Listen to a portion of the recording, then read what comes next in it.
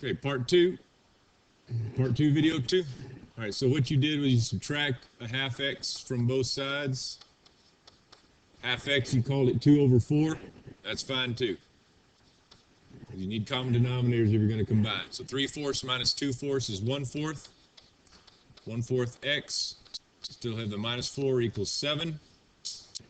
Add 4. 4th x equals 11. And then multiply by 4 over 1, both sides. Basically, you're going to multiply by 4 on both sides, and x will be 44.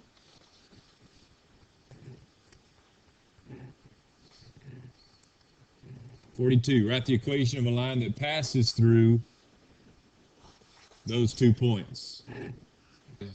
How do we write the equation of the line that goes through those? You can put it in the calculator. You want to go to stat, put it in list 1 and list 2. The other way was to write the equation. We need 2 things. We need m and we need b. Well, I think I see what my y-intercept is. It just happens to give me the y-intercept as one of the 2 points. So if I'm aware of that, then I already fill in half of it.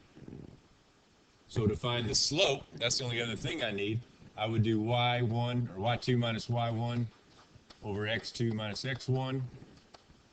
So that would be 3 minus negative 2 over 0 minus negative 1, which would give me 5 over 1 or 5. So my slope is 5. Should be. All right, so 5 is our slope, so our equation would be y equals 5x plus 3.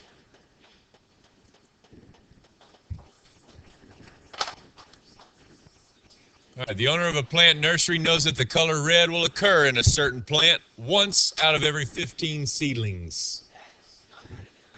If the nursery wants to have about 200 red plants of this variety to sell, what equation would be used to determine the total number of seeds that should be planted? We need how many reds? We need 200. And we know 1 out of 15 will be red. If we have 1, if we plant 15, we're only going to get 1 red. So we need to know how many we need to plant to get 200 red.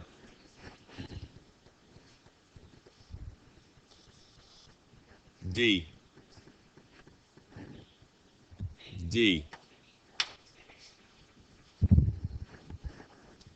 Number 44, write the equation of each line with a slope 0 passing through negative 5, 4.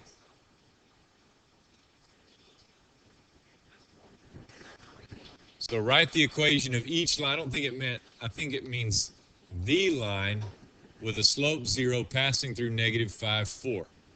So if it has a slope of 0, okay, then it's going to be y equals 0x plus b.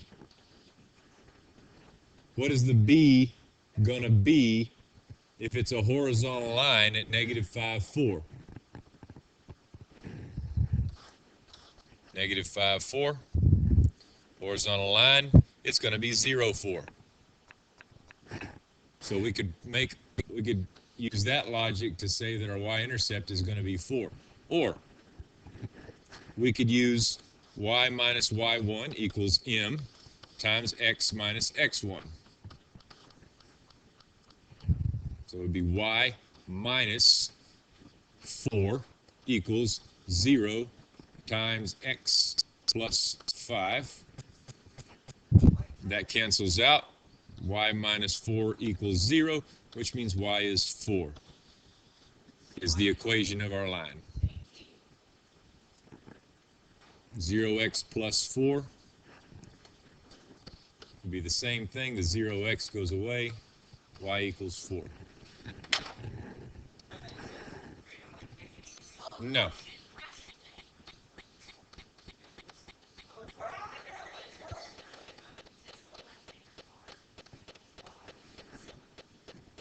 So this one, let's solve this one first.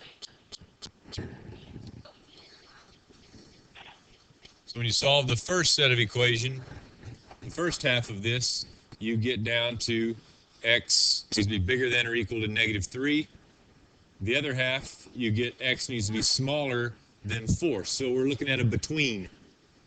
X needs to be above -3, but below 4. So inclusive or non-inclusive? B. Since they're less than or equal to's, then we'll have closed-in dots at the end. Table below shows the life expectancy of people born in the U.S. between 1920 and 1970. Which one's going to be independent? Year. Okay. When they were born determines their life expectancy, so the dependent is life expectancy. Year born for independent. Life expectancy. Write the equation for the line of best fit. For the equation for the line of best fit, we're going to use our calculator. We're going to go to Stat, Edit, and put the years in list 1, the life expectancy in list 2. Once we do that, we'll hit Stat, go over to Calculate or Calc, go down to number 4 for linear regression, press Enter, and we get an equation of, so when we use StatCalc for linear regression, it gives us some long, ugly decimals. So the slope, let's just round that 0.33942. We'll just round that to 0.34 as our slope. The y-intercept of -595.9552. We'll just round that to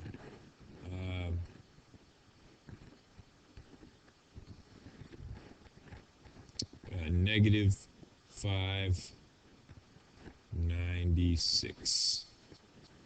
So 51. In the year 2000, what would be our life expectancy? So using the rounded numbers, our life expectancy would be 0.34 times 2,000 minus 596, which comes out to approximately 84 years old.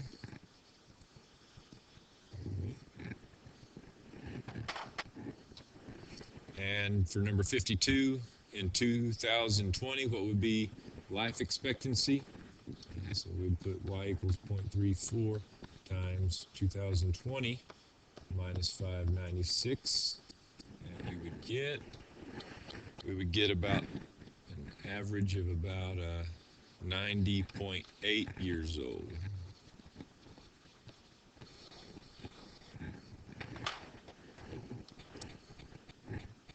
Last problem, number 53, we're asked to solve.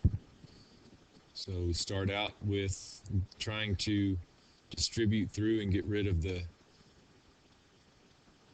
parentheses. So we distribute the negative or the -1 across the x minus 8. We get x minus x plus 8 equals 9. And then the 3 will distribute. We get a plus 6x minus 9.